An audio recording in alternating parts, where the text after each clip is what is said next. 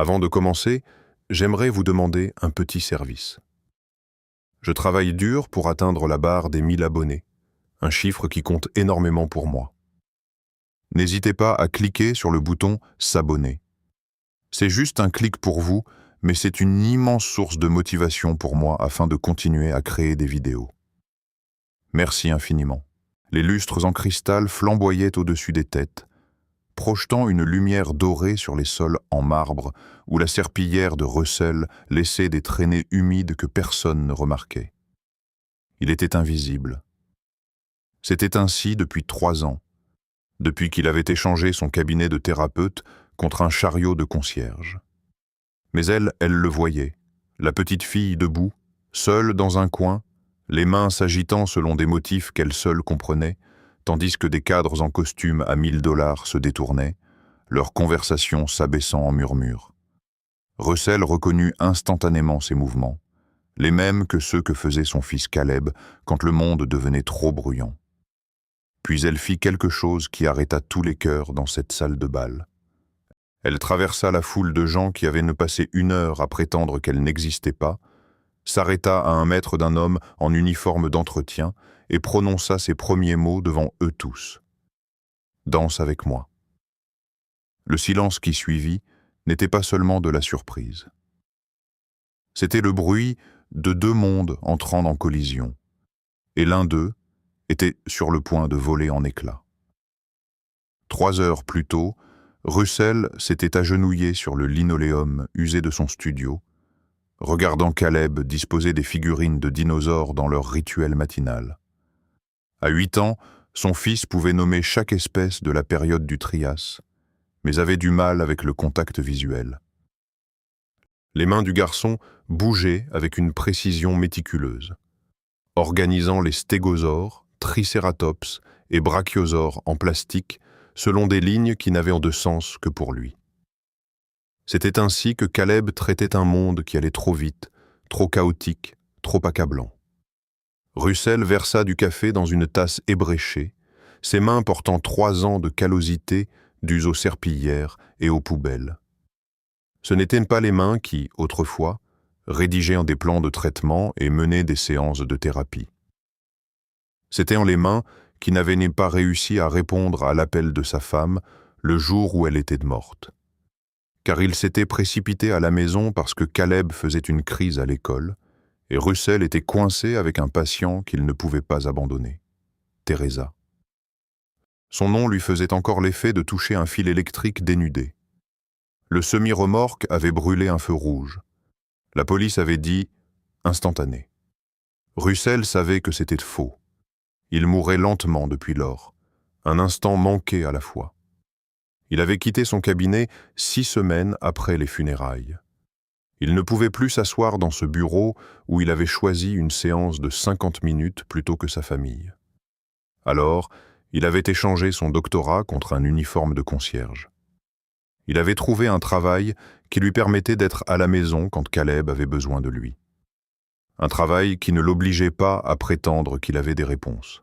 « Stégosaure en premier », dit Caleb, sans lever les yeux. « À cause des plaques. À cause des plaques », répéta Russell.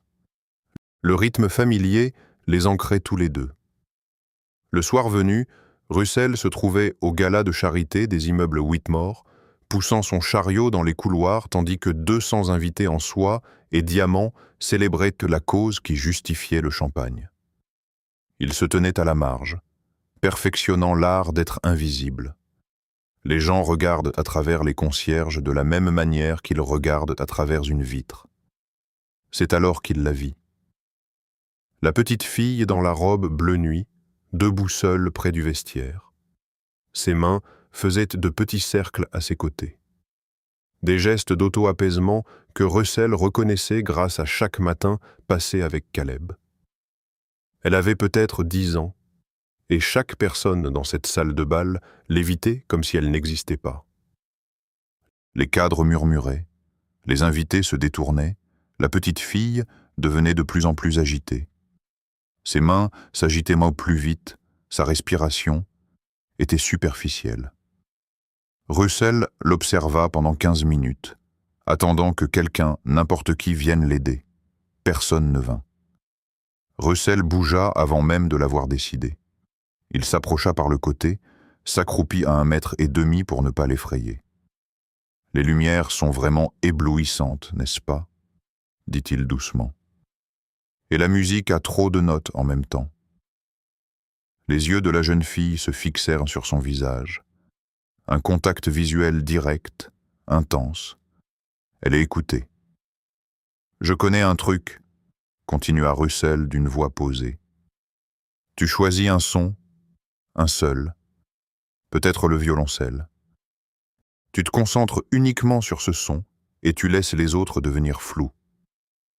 C'est comme ces images stéréoscopiques. Tu n'essaies pas de tout voir, juste une chose. » La respiration de la petite fille se calma.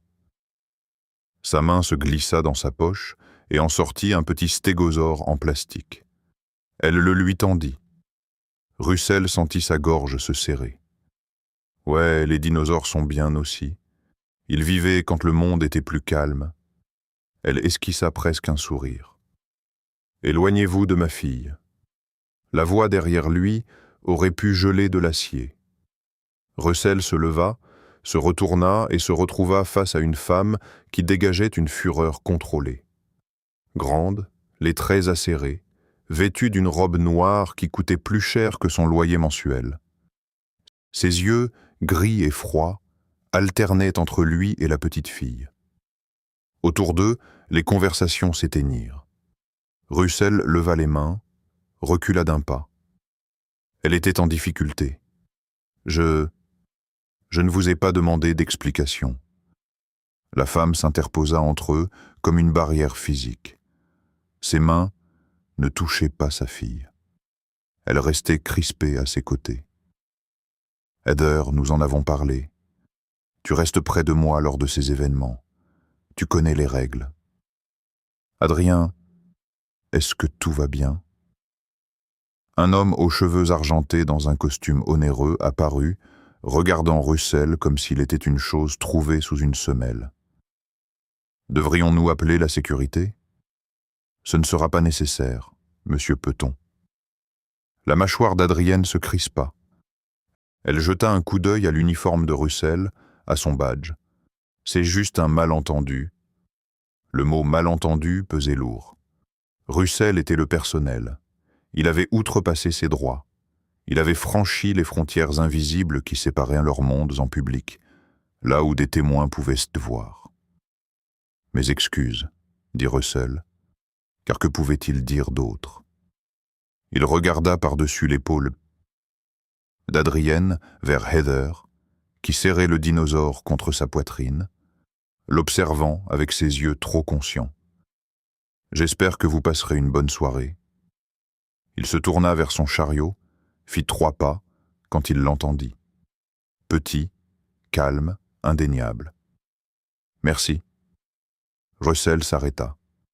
Heather le regardait, à moitié caché derrière la robe de sa mère, ses lèvres ayant définitivement bougé.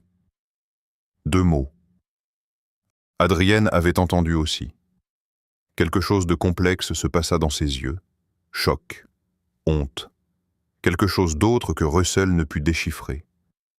Il fit un signe de tête à Heather, puis saisit son chariot et disparut dans le couloir de service avant que la sécurité ne soit appelée de toute façon. Pendant 2 heures, Russell garda la tête basse, vida les poubelles, essuya les surfaces, resta dans les marges où les gens comme lui appartenaient. Mais il ne pouvait s'empêcher de penser à cette petite fille, à la façon dont tout le monde dans cette salle, remplie de soi-disant philanthropes, l'avait ignorée, à l'expression sur le visage de sa mère, protectrice et terrifiée à parts égales. Vers minuit, transportant les déchets vers l'ascenseur de service, Russell passa devant une porte de bureau entr'ouverte. Des voix à l'intérieur. Il en reconnut une, celle d'Adrien, tendue par le stress. « Je me fiche de ce que pense le conseil d'administration, Gérald. C'est ma fille. Je ne vais pas la cacher comme un secret honteux. Personne ne suggère cela. » La voix de l'homme était exercée, lisse. Nous disons simplement que ces événements de haut profil ne sont pas idéaux pour un enfant ayant des défis. Cela donne une mauvaise image quand les gens voient que ma fille existe, quand ils sont forcés de reconnaître la différence. Adrienne, vous avez bâti cette entreprise à partir de rien. Mais diriger signifie faire des choix difficiles, comprendre l'image. Cette scène avec l'homme de l'entretien, il l'aidait plus que n'importe lequel d'entre nous, apparemment. Russell aurait dû s'éloigner. Il serra plus fort le sac poubelle, commença à bouger. J'étais enseignante spécialisée, Gérald, avant d'épouser Preston. Avant cet empire, je passais mes journées avec des enfants comme Heather. J'étais douée pour ça. J'adorais ça. Puis j'ai tout abandonné parce que mon mari disait qu'il n'était pas approprié pour sa femme de travailler avec ses enfants. Regardez-moi maintenant, PDG d'une entreprise du Fortune 500, et je ne peux même pas aider ma propre fille lors d'une fête.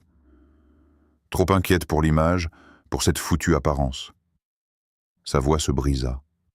Russell reconnut ce son. Il l'avait lui-même produit, seul à 3 heures du matin, quand Caleb dormait enfin et qu'il pouvait cesser d'être fort. Russell se dirigea rapidement vers l'ascenseur, appuya sur le bouton. En descendant, il ne pouvait chasser le visage d'Adrienne. Ce moment où Heather avait dit « merci » et où toute l'armure de la femme avait commencé à se fissurer. À la maison, Caleb dormait sur le canapé de Madame Patterson, ses dinosaures disposés sur la table basse dans un ordre parfait. Russell paya la baby-sitter, porta son fils jusqu'à la voiture, roula dans les rues désertes.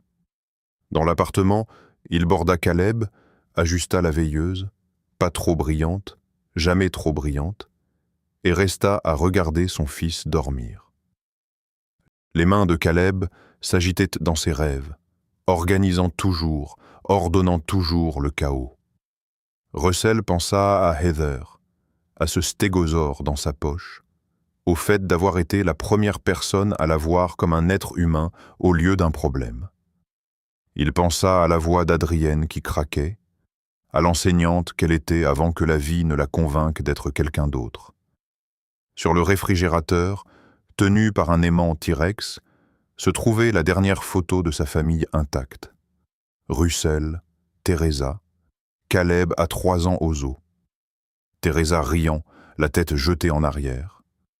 Caleb concentré sur quelque chose hors champ. Russell les regardant tous les deux avec une expression qu'il reconnaissait à peine. Le contentement. La certitude que cela suffisait, que c'était tout. Il toucha brièvement la photo, puis alla se coucher. 2 semaines plus tard, Russell nettoyait en profondeur l'étage de la direction quand il entendit un petit bruit de détresse. Il le suivit jusqu'à la porte d'un bureau de coin entr'ouverte. À l'intérieur, Heather était assise par terre derrière un bureau massif, se balançant légèrement, les mains pressées sur ses oreilles. Les lampes du bureau brillaient d'une lumière fluorescente agressive. La télévision fixée au mur diffusait les informations à plein volume. L'assaut sensoriel était accablant. Russell n'hésita pas. Il actionna l'interrupteur, baissa l'intensité à 30%, saisit la télécommande, éteignit la télévision. Le silence soudain s'installa comme de la neige. Le balancement de Heather ralentit. Ses mains descendirent, flottant, incertaines. « C'est bon », dit doucement Russell depuis le seuil, sans s'approcher. « C'est plus calme maintenant. Tu es en sécurité. » Elle le regarda. La reconnaissance vacilla. L'homme de l'entretien du gala qui avait compris pour la musique, pour les lumières. « Est-ce que je peux m'asseoir » Russell désigna le sol à 3 mètres de là. « Je ne m'approcherai pas, sauf si tu le veux. » Heather réfléchit, fit un léger signe de tête. Russell se laissa glisser le long du mur, les jambes croisées, lui laissant de l'espace et du temps. Ils s'assirent en silence. C'était une chose qu'il avait apprise avec Caleb.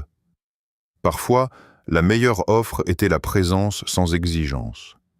Pas de questions, pas d'attente. aucune performance requise. Heather sortit le stégosaure, le tint en l'air, l'étudiant dans la lumière tamisée. Stégosaurus sténops, dit Russell d'un ton de conversation. Fin du Jurassique. Mon fils dit qu'ils sont les meilleurs à cause du tagomaiser, la queue épineuse.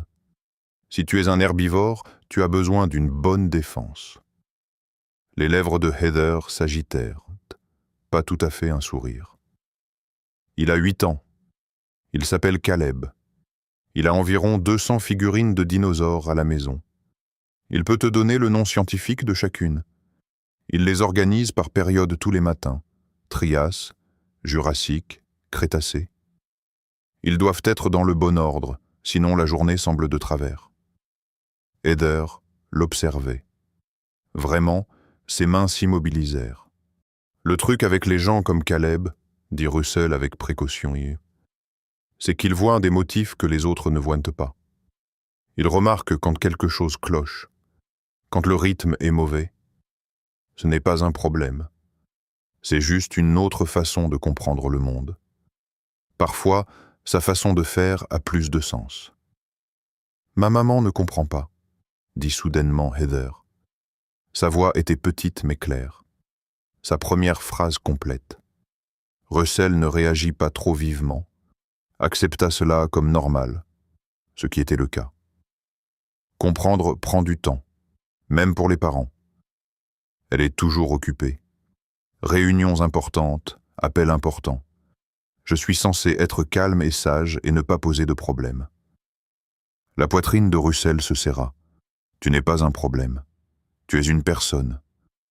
Tout adulte qui te fait sentir invisible pour être acceptable a tort, y compris ta mère, si c'est ce qu'elle fait.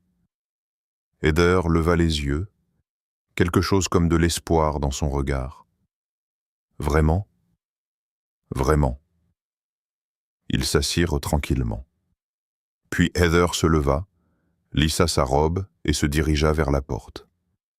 Elle s'arrêta près de Russell, assez près pour qu'il voie les taches de rousseur sur son nez. « Merci », dit-elle encore. Les mêmes mots que lors du gala, mais cette fois sans public, sans pression, simplement parce qu'elle le pensait. « N'importe quand », dit Russell. « Si tu as besoin d'un endroit calme et que je suis dans le coin, trouve-moi, d'accord ? Pas de questions posées. » Heather hocha la tête. Puis elle disparut dans le couloir, son stégosaure bien serré. Russell resta assis sur le sol de ce bureau 5 minutes de plus à réfléchir. Il avait encore franchi la ligne, s'était immiscé là où ce n'était techniquement pas ses affaires, mais il avait cessé de se soucier du professionnalisme le jour où il avait échangé ses diplômes contre une serpillière. Parfois, la chose juste et la chose professionnelle n'étaient pas les mêmes. Après cela, c'est devenu une routine. Tous les quelques jours, Russell travaillait à l'étage de la direction et Heather le trouvait. Parfois, elle voulait juste s'asseoir dans le même espace pendant qu'il nettoyait, faisant ses devoirs ou dessinant. Parfois, elle voulait parler de dinosaures, de techniques sensorielles ou de rien du tout. Russell ne forçait jamais rien, existait simplement comme une présence stable, quelqu'un qui la voyait sans exiger qu'elle soit autre chose que ce qu'elle était exactement. Il apprit des choses graduellement. Heather avait 10 ans, aimait les mathématiques plus que la lecture, pouvait identifier des compositeurs classiques dès les 8 premières notes. Ses parents avaient divorcé quand elle avait 6 ans, des batailles de garde amères et sales qu'il avait traitées comme une propriété. Son père s'était remarié, avait fondé une nouvelle famille sans complications. Il voyait Heather un week-end sur 2, passant ce temps à essayer de corriger ses comportements. Sa mère travaillait 70 heures par semaine, ramenant le stress à la maison comme on ramène des courses. Elle pleure parfois, lui dit Heather un soir, assise par terre pendant que Russell remplaçait une fontaine à eau. Tard le soir, quand elle pense que je dors, elle s'assoit dans son bureau et pleure. La main de Russell s'immobilisa. Ça doit être dur à entendre. Je veux aider, mais je ne sais pas comment. Je rends les choses pires. C'est ce que dit mon papa. Ton papa a tort. Russell posa la bouteille d'eau, se tourna pour lui faire face. Tu n'es pas responsable des problèmes de tes parents, pas du stress de ta mère, ni de l'inconfort de ton père. C'est leur problème, pas le tien. Mais si j'étais différente, si tu étais différente, tu ne serais pas toi. Et tu es exactement celle que tu es censée être. Heather le regarda longuement, puis retourna à son dessin. Des motifs géométriques complexes se répétant avec une précision mathématique. 2 mois passèrent ainsi. L'amitié tranquille de Russell et Heather existait dans les marges où personne ne prêtait attention au concierge ou à la fille difficile de la directrice. La vie de Russell avait trouvé un nouveau rythme. Travail, Caleb, rencontre occasionnelle avec Heather, répétition. Ce n'était pas la vie qu'il avait prévue, mais elle avait une stabilité, une simplicité qui ressemblait à une guérison, même si elle n'avait pas de nom. Puis vint la nuit où tout changea. Près de minuit, Russell terminait son service. Quand il entendit des voix élevées provenant du bureau d'angle d'Adrienne, il faillit ne pas enquêter. Il avait appris à ne pas écouter aux portes, mais il entendit alors la voix de Heather, aiguë et angoissée, et l'instinct l'emporta sur la prudence. Il tourna le coin. Heather était dans le couloir devant le bureau de sa mère, s'agitant violemment, les mains battant l'air. À travers les parois de verre, Russell vit Adrienne au téléphone, le visage crispé par le stress, faisant des gestes brusques. Un homme en costume onéreux était assis en face d'elle. Sourire d'entreprise, aura de décideur. Elle ne veut pas s'arrêter, dit Heather quand elle vit Russell. La réunion ne veut pas s'arrêter, ça fait 3 heures. Elle avait promis qu'on rentrerait à 21 heures. Il était minuit 15. D'accord, dit calmement Russell. Allons à la salle de repos. Il n'y a personne si tard. Il conduisit Heather au bout du couloir jusqu'à la petite kitchenette de la direction, sombre et calme. Juste le bourdonnement du distributeur automatique et le bruit lointain de la climatisation. Heather alla immédiatement dans un coin, se faisant toute petite. Russell sortit son téléphone. « Je vais te montrer quelque chose que fait mon fils quand il doit attendre quelque chose de difficile. » Il ouvrit ses photos, trouva la vidéo en accéléré de Caleb rangeant ses dinosaures. « Regarde, ça a pris 45 minutes en temps réel, mais j'ai accéléré. Vois comme il ne se précipite pas. Il prend son temps. Il rend ça parfait. Parce qu'attendre n'est pas du temps perdu.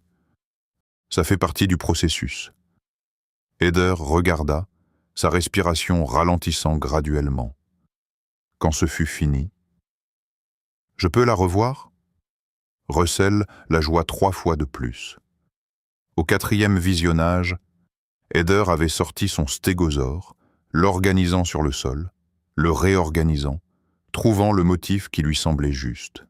« Ma maman n'aime pas quand je fais ça, » dit-elle doucement. « Elle dit que je dois être plus flexible. C'est ce que disent ces thérapeutes pour m'enseigner la flexibilité. » Russell s'assit en face d'elle, gardant ses distances. « La flexibilité, c'est bien, mais avoir des rituels qui te font te sentir en sécurité, c'est bien aussi. Le truc, c'est de savoir quand tu as besoin de l'un ou de l'autre. Comment on sait? La pratique. Les erreurs, encore de la pratique.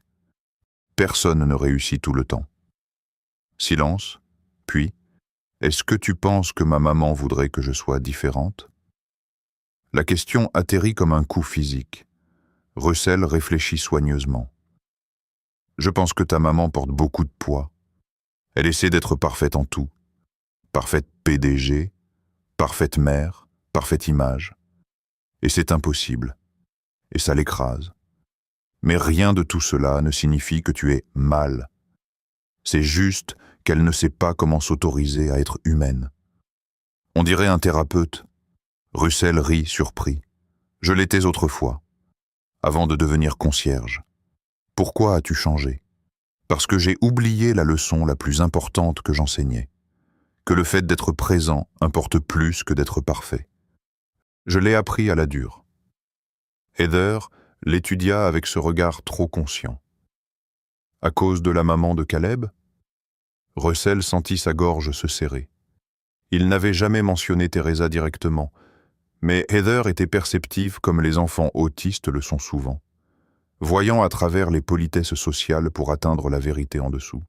Oui, à cause de la maman de Caleb. Est-ce qu'elle est morte?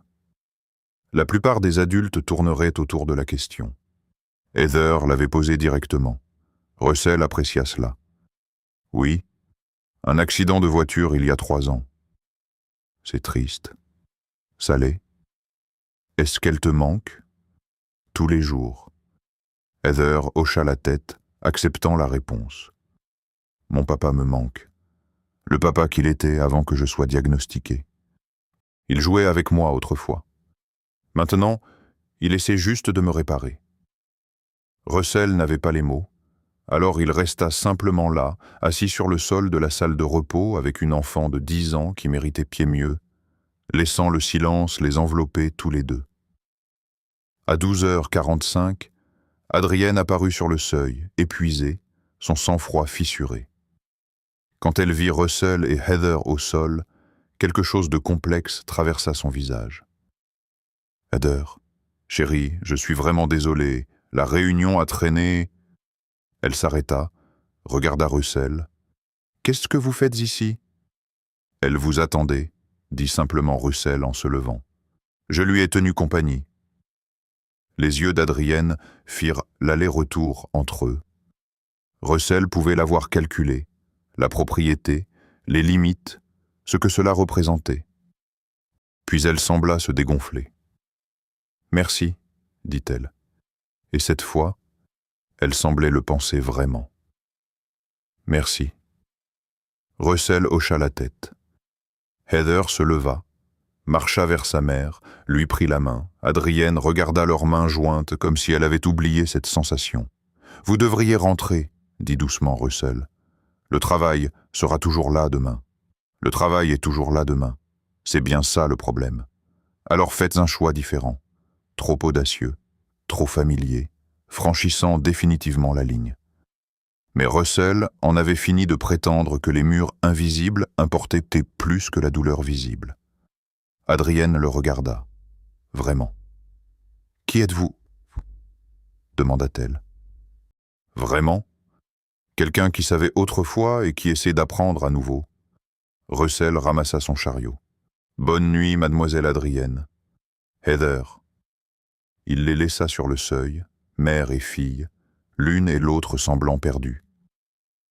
La semaine suivante se passa tranquillement. Russell travailla, vit Heather 2 fois. Une fois, elle lui fit un signe de la main au bout d'un couloir. Une fois, ils parlèrent 10 minutes des mécanismes de défense du Tricératops. Les choses semblaient normales. Enfin, ce qui passait pour normal.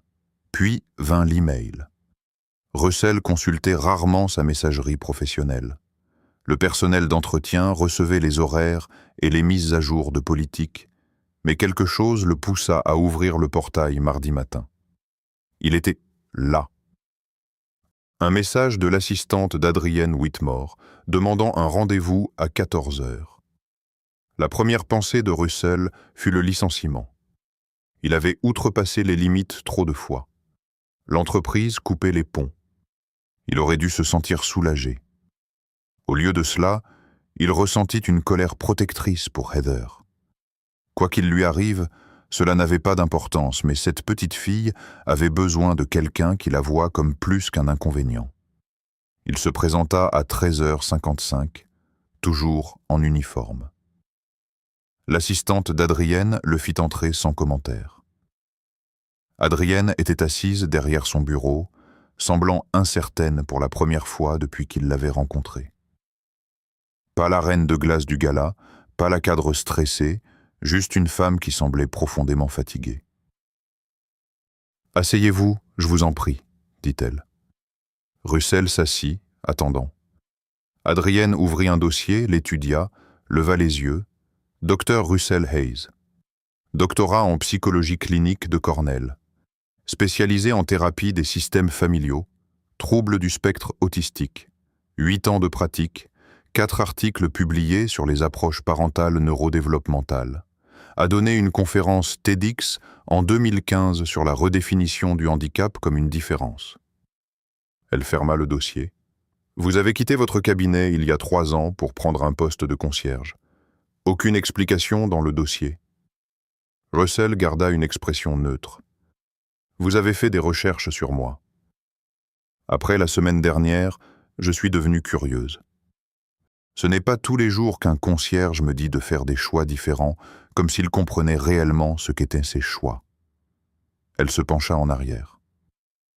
Votre femme, Teresa Hayes, également thérapeute, est morte dans un accident de voiture. Elle se précipitait à la maison parce que votre fils faisait une crise à l'école. Ce n'est pas une information publique. Non, mais j'ai des ressources. La voix d'Adrienne s'adoucit. Je n'envahis pas votre vie privée, Dr Hayes. J'essaie de comprendre pourquoi quelqu'un avec vos compétences nettoie mes sols. Parce que je n'ai pas pu sauver ma femme, je n'ai pas pu aider mon fils quand il avait besoin de moi. Et je ne pouvais certainement pas aider quelqu'un d'autre quand je ne pouvais pas aider ma propre famille. Les mots sortirent plus durement que prévu.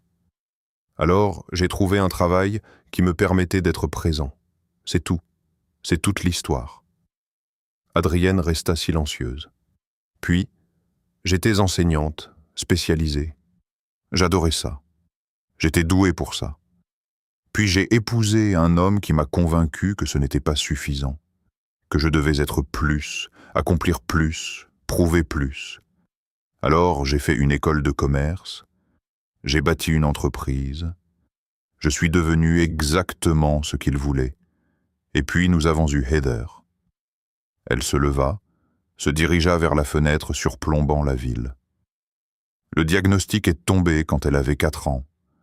Mon mari a dit qu'il me fallait les meilleurs thérapeutes, les programmes les plus prestigieux, quoi qu'il en coûte pour la réparer. Mais rien n'a fonctionné comme il le voulait. Elle était toujours autiste, toujours différente, toujours sa fille qui ne cadrait pas avec son image cultivée. Le reflet d'Adrienne paraissait fantomatique. Le divorce a été brutal. Il a soutenu que j'étais une mère inapte parce que je travaillais trop. J'ai soutenu qu'il était inapte parce qu'il ne pouvait pas accepter sa fille telle qu'elle était. Nous avions tous les deux raison. Russell garda le silence, la laissant parler. J'ai obtenu la garde. J'ai fait grandir l'entreprise. J'ai prouvé que je pouvais faire les deux, être PDG et mère. Sauf que j'échoue spectaculairement sur la deuxième partie. Elle se retourna. Ma fille vous parle, vous cherche. En 10 minutes, vous pouvez la calmer d'une manière que je n'ai pas pu faire depuis des années. Et j'ai réalisé quelque chose.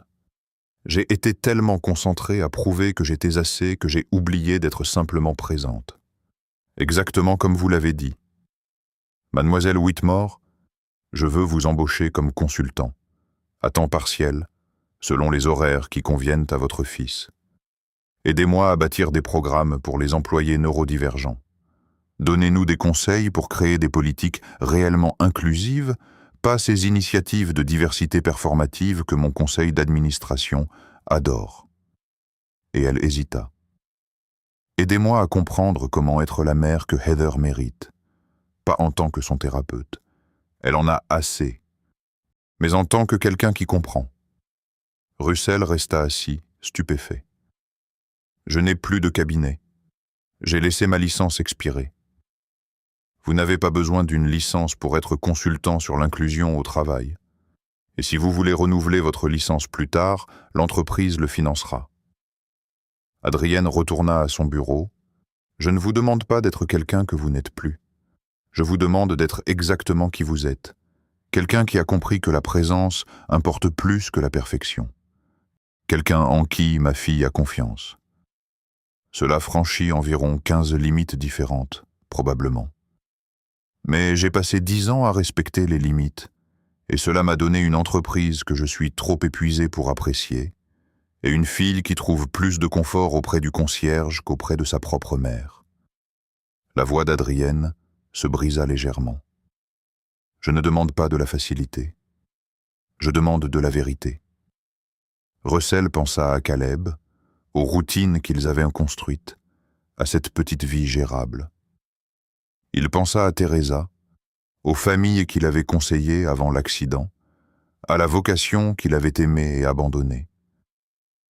Et il pensa à Heather, assise dans les coins lors des galas, attendant dans les couloirs après minuit, portant un stégosaure en plastique comme un talisman contre un monde sans place pour elle.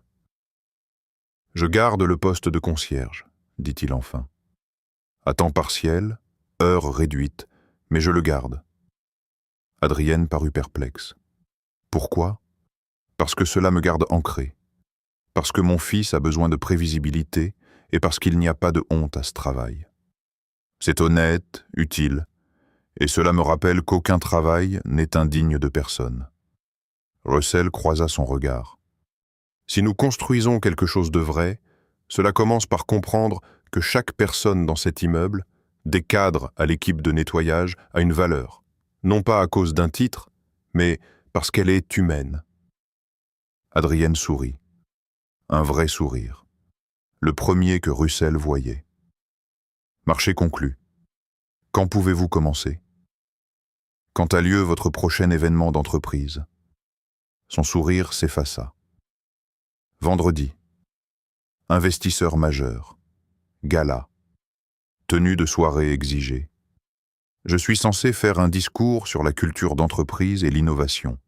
Heather est censée apparaître brièvement pour l'occasion de la photo. » La façon dont elle dit « occasion de la photo » ruisselait de haine de soi. Amenez-la, mais créez un espace pour elle.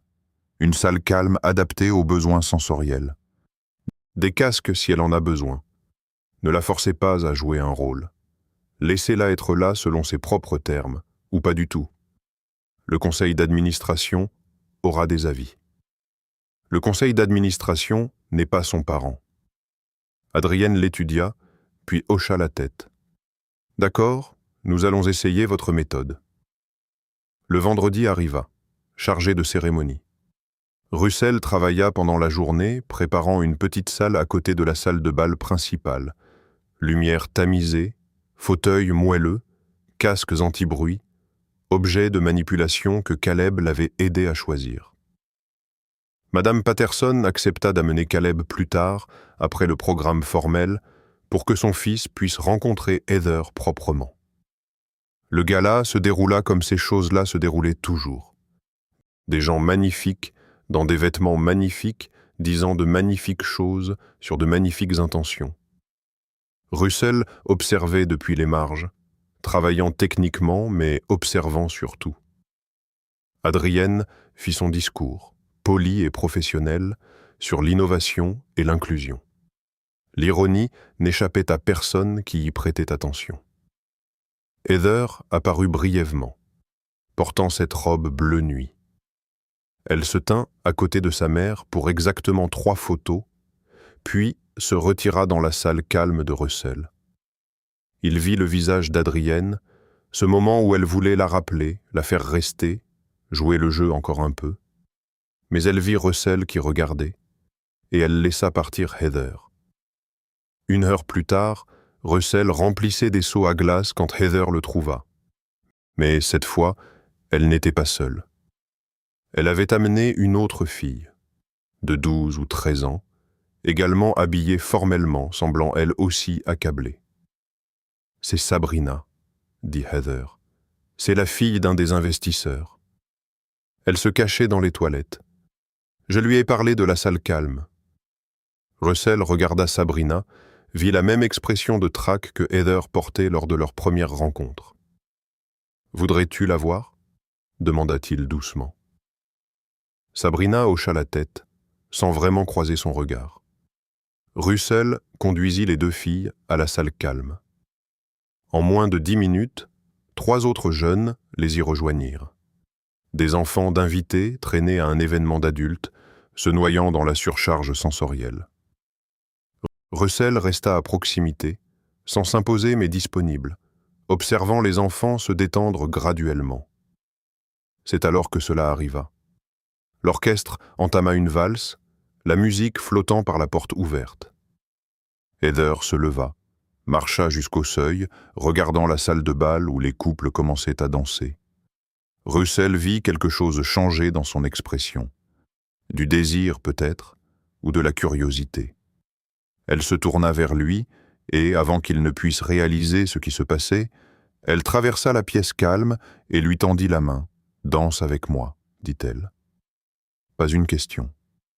Une invitation. Une requête d'une enfant qui avait passé sa vie à s'entendre dire d'être plus petite, plus calme, moins gênante. Maintenant, elle demandait de l'espace, demandait à être vue, demandait à prendre sa place dans le monde. Russell regarda cette petite main tendue. Il pensa à toutes les lignes qu'il avait franchies, à toutes les limites qu'il avait brouillées, à toutes les façons dont cela pouvait mal tourner. Puis il pensa à ce qu'il avait dit à Adrienne. La présence importe plus que la perfection. Il prit la main de Heather. D'accord. Ils marchèrent ensemble hors de la salle calme vers la salle de bal. Les lumières étaient vives, la musique était forte, et tous les regards dans la pièce allaient se tourner vers eux. Russell sentait son cœur marteler sa poitrine. Ce n'était pas un couloir ombragé ou une salle de conférence vide. C'était public. C'était une déclaration. Heather n'hésita pas. Elle le conduisit vers un espace ouvert sur la piste de danse, se tourna face à lui, plaça sa petite main dans sa main rugueuse et calleuse. L'autre main se posa sur son épaule, reflétant la position formelle qu'elle avait dû voir 100 fois sans jamais être invitée à y participer. La musique s'éleva. Russell posa sa main libre sur son omoplate, lui donnant le contrôle, la laissant fixer le rythme. Ils commencèrent à bouger. Pas une valse parfaite, pas une performance répétée, juste un pas traînant, suivant vaguement le rythme, un simple va-et-vient, plus axé sur la présence que sur la précision. Chaque personne dans cette salle de bal s'arrêta de parler. Russell les voyait le fixer. Cadres, investisseurs, gens magnifiques dans des vêtements magnifiques. Il vit le choc, la confusion, le jugement. Il vit des mains chercher des téléphones pour capturer ce moment. Ce scandale d'un concierge dansant avec la fille de la PDG lors d'un gala de prestige. Il vit les membres du conseil d'administration regarder Adrienne, attendant qu'elle intervienne, qu'elle mette fin à ce manquement à la bienséance. Puis il vit Adrienne elle-même, debout au bord de la piste de danse. Elle ne bougeait pas pour les arrêter. Elle regardait simplement, la main pressée sur sa bouche. Et Russell réalisa qu'elle pleurait. Pas d'embarras ou de colère, mais d'autre chose entièrement. De la reconnaissance, peut-être, ou du soulagement. La chanson continua. La main de Heather se serra dans celle de Russell. Il baissa les yeux vers son visage. Pas anxieuse, pas accablée, mais paisible. Elle se balançait avec la musique, les yeux mi-clos, complètement présente. Russell sentit quelque chose se briser dans sa poitrine. C'était pour cela qu'il était devenu thérapeute. Pas pour réparer les gens, ou les changer, ou les rendre acceptables pour un monde exigeant la conformité, mais pour créer un espace où ils puissent être pleinement eux-mêmes, exactement comme ils étaient, sans excuse ni mise en scène. La valse s'acheva. Le silence était total dans la salle de bal. Russell et Heather restèrent là, se tenant toujours par la main, tandis que le poids de 200 regards pesait comme une force physique. Puis Adrienne commença à applaudir. Des applaudissements lents, délibérés, résonnant dans le silence. Elle s'avança sur la piste de danse, traversant la foule qui s'écartait automatiquement. Quand elle les atteignit, elle n'écarta pas Heather. Au lieu de cela, elle tendit la main à Russell. « Puis-je vous remplacer ?» demanda-t-elle doucement. Russell recula, libérant Heather. Puis Adrienne fit quelque chose qui fit haleter la moitié de la salle. Elle retira ses chaussures de créateur, se mit à genoux pour être à la hauteur de sa fille et tendit ses deux mains. « Veux-tu danser avec moi aussi ?» demanda-t-elle. « S'il te plaît. » Heather regarda sa mère. Vraiment regarder. Peut-être pour la première fois depuis des années, voyant au-delà de la PDG, de la perfection et du stress constant pour voir la personne en dessous. L'enseignante qui comprenait autrefois. La mère essayant de retrouver son chemin. Et Heather prit les mains de sa mère. L'orchestre, saisissant le moment avec une grâce professionnelle, entama une autre valse. Adrienne et Heather commencèrent à bouger, maladroite et sans répétition. La PDG dans sa robe à 10 000 $ dansant pieds nus avec sa fille au milieu de la salle de bal. Ne jouant pas pour les caméras, ne se souciant pas de l'image ou de la vie du conseil, juste présente, juste vraie, juste assez. Russell s'éloigna lentement, leur laissant ce moment. Il retourna à son chariot dans le couloir de service, mais il pouvait encore les voir par la porte. Mère et fille, dansant comme si personne ne regardait, même si tout le monde le faisait. Quelqu'un se racla la gorge derrière lui. Russell se retourna pour trouver M. Peton, le membre du conseil aux cheveux argentés du premier gala, le regardant avec une expression indéchiffrable. « C'était tout un spectacle, » dit Peton. Russell se prépara à la confrontation. « Oui, monsieur. Vous savez ce qui est remarquable ? En 30 ans de participation à ces galas, je n'ai jamais vu personne avoir l'air véritablement heureux. Tout n'est que performance, réseautage, gestion d'image. » Il se tourna vers Russell. « Mais cette petite fille dansant avec vous, puis avec sa mère, c'était de la joie pure.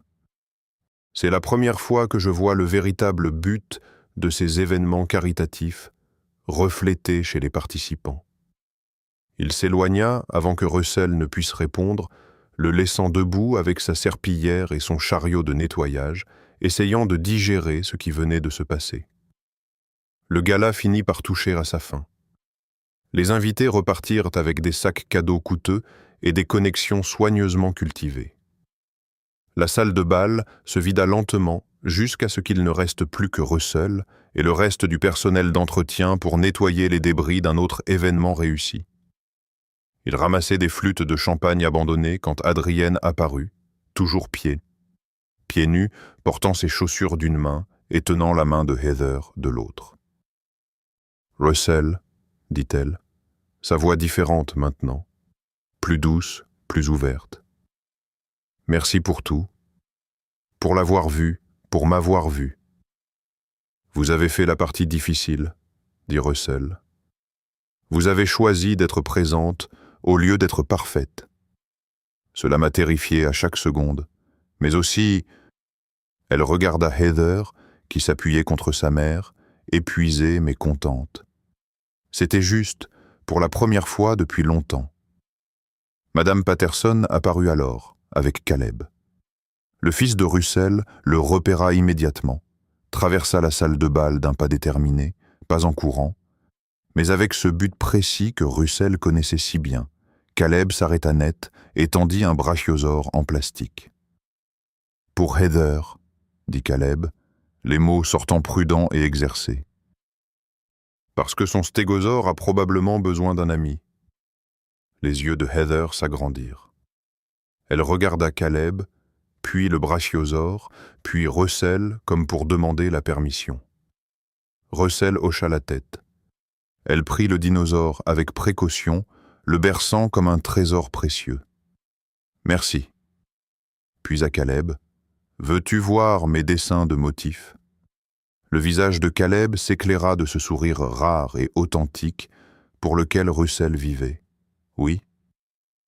Les deux enfants se dirigèrent vers une table voisine, sortant papier et dinosaures, s'installant dans ce jeu parallèle confortable que les adultes neurotypiques confondaient souvent avec de l'isolement, mais qui était en réalité sa propre forme de connexion parfaite. Adrienne et Russell restèrent à regarder leurs enfants. Deux parents isolés qui s'étaient tous deux noyés de différentes manières, essayant de tout être et se perdant dans le processus. « Je pensais ce que j'ai dit pour le poste de consultant », dit Adrienne. « Si vous êtes toujours intéressé, je veux faire les choses bien. Pas seulement pour Heather, mais pour tous ceux dans l'entreprise qui ont eu l'impression de devoir cacher des parties d'eux-mêmes pour être acceptés. » Russell regarda Caleb et Heather, tête penchée l'une vers l'autre sur leur dessin. « Je suis intéressé, mais nous le ferons avec soin. Des limites claires, des rôles définis, de la transparence avec votre conseil, plus de sessions de minuit dans la salle de repos ou de relations ambiguës. D'accord. Professionnel, structuré et toujours vrai. Et toujours vrai, répéta Russell. 6 mois plus tard, l'immeuble Whitmore accueillait un autre gala. Celui-ci était différent. Les cristaux, le champagne et les gens en vêtements coûteux étaient toujours là. Mais maintenant, il y avait aussi une aile sensorielle avec plusieurs salles calmes animées par des bénévoles formés. Des plannings visuels étaient affichés partout. Des étiquettes de restrictions alimentaires sur chaque buffet. Une politique stipulant clairement que chacun pouvait aller et venir selon ses besoins sans pénalité sociale. Russell se tenait près de l'entrée, non pas comme personnel d'entretien, mais comme directeur des initiatives d'inclusion. Un titre pompeux pour quelqu'un qui passait ses journées à aider l'entreprise à être à la hauteur de son discours sur la diversité. Il gardait toujours son poste de concierge à temps partiel, nettoyait toujours les sols 2 fois par semaine parce que ce travail l'ancrait. Adrienne avait cessé de questionner cela, commençant à le voir pour ce que c'était, un rappel que la valeur ne venait pas des titres.